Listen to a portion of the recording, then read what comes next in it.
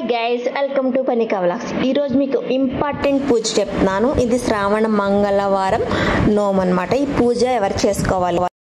ఈ నోము కోస్టల్ ఏరియాలో మెయిన్ ఇంపార్టెంట్గా పెళ్ళైన కొత్తలో చేస్తారనమాట. 5 సంవత్సరాలు చేసుకోవాలి పెళ్ళైన వాళ్ళు.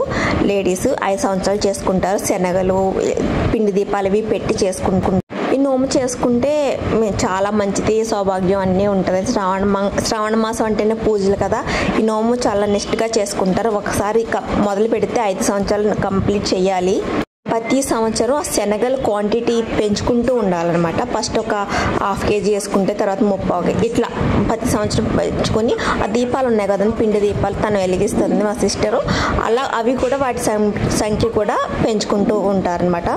శనగల కొలత ఎలా అంటే ఫస్ట్ 30 kg అంటే first year, next year 1.5 kg అలా రెట్టింపు చేసుకుంటూ ఉండాలి. జ్యోతులు కూడా ఫస్ట్ ఇయర్ 5, తర్వాత 10, తర్వాత 15, తర్వాత 20, తర్వాత 25 చేసుకోవాలి. ఇలా ఒక్కళ్ళకి 35 బుట్టవాయిని ఇచ్చేస్తారు. తర్వాత అందరికీ పంచిపెట్టుకుంటారు. పెళ్ళైన లేడీస్ ఈస్ట్ వెస్ట్లో కంపల్సరీ నోమైతే నోచుకుంటారు. కథా ప్రాసెస్ అంతా యూట్యూబ్లో అయితే ఉన్నది. చాలా మందికి నోము తెలియదు, బట్ కొంతమంది నా ఫ్రెండ్స్ సర్కిల్లో తెలుస్తుంది అని చెప్పేసి నేను ఈ వీడియో అయితే చేస్తున్నాను. నా రిక్వెస్ట్ మేరకు మా సిస్టర్ అయితే పంపించింది. పూజ చేస్తూ వీడియో తీయాలంటే చాలా కష్టం, ఎందుకంటే ఆ కష్టాన్ని మనం గుర్తించి వీడియోని లైక్ చేయండి. ఈ నోము చాలా పవర్ఫుల్ అని చెప్తారు. దీని కథ అయ్యి ఉంటుంది.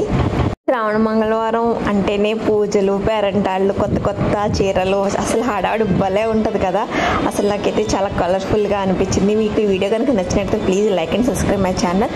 మీకు మోర్ ఇంట్రెస్టింగ్ అప్డేట్స్తో, కొత్త కొత్త విశేషాలతో, మీకు ఎప్పుడో లేటెస్ట్ ఇన్ఫర్మేషన్తో మీకు వస్తాను. నాకు ఎందుకు వీడియోస్ చేయాలని పెద్ద ఇంట్రెస్ట్ పోయింది.